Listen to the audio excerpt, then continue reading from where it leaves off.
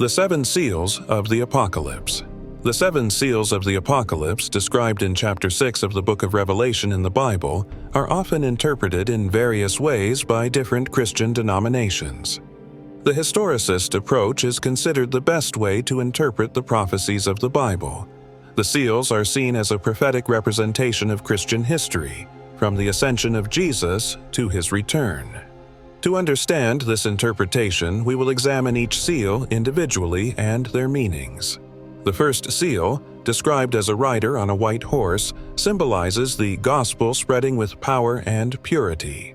This rider represents the early period of the Christian church, a time marked by pure faith and a fervent mission to preach the gospel. This period spans from the time of the apostles to the early centuries of Christian history, a time of great expansion and growth of the church. The second seal introduces a rider on a red horse, representing war and conflict. This seal symbolizes a period of persecution against Christians, where peace was removed from the earth. This corresponds to the era of Roman persecutions against Christians, where thousands of believers were martyred for their faith. It was a time of great trial for the church, but also of purification and fidelity to Christ. The third seal reveals a rider on a black horse holding a pair of scales. This seal represents a period of compromise and corruption in the church. This corresponds to the post-Constantinian era, where the church, now allied with the Roman state, began to compromise its teachings and practices to gain political power. This period is marked by spiritual famine, symbolized by the lack of wheat and barley, which are biblical symbols of the Word of God. The fourth seal shows a rider on a pale horse representing death and hell.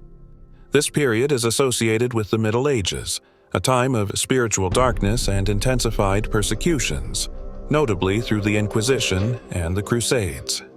Spiritual death prevailed as the church drifted away from the purity of the gospel, and millions suffered under corrupt religious systems. The fifth seal presents the souls of martyrs under the altar, crying out for justice.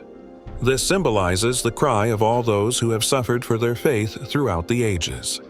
Their cry for justice is not a plea for revenge, but a prayer for God to end injustice on earth and establish His kingdom of righteousness.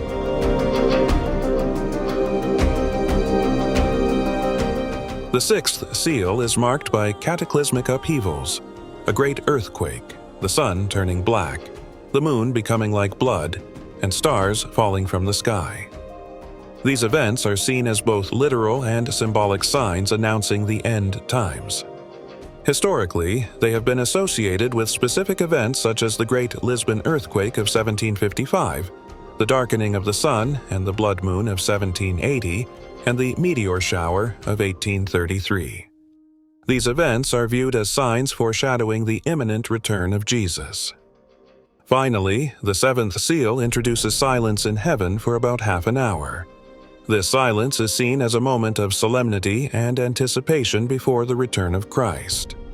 It is the culmination of the entire history of redemption when Jesus returns to reward His faithful and establish His eternal kingdom. The silence in heaven symbolizes the moment when all of heaven prepares for this grand event. In conclusion, the seven seals of the apocalypse trace the history of the Christian church through the ages, from its initial purity to its compromise, its persecution, and finally its triumph at the return of Jesus. This interpretation emphasizes God's faithfulness throughout history and assures that, despite trials and suffering, God will fulfill His promises and establish His eternal kingdom of justice and peace. It is an invitation for each of us to remain faithful to Christ, to watch and pray, eagerly awaiting His glorious return.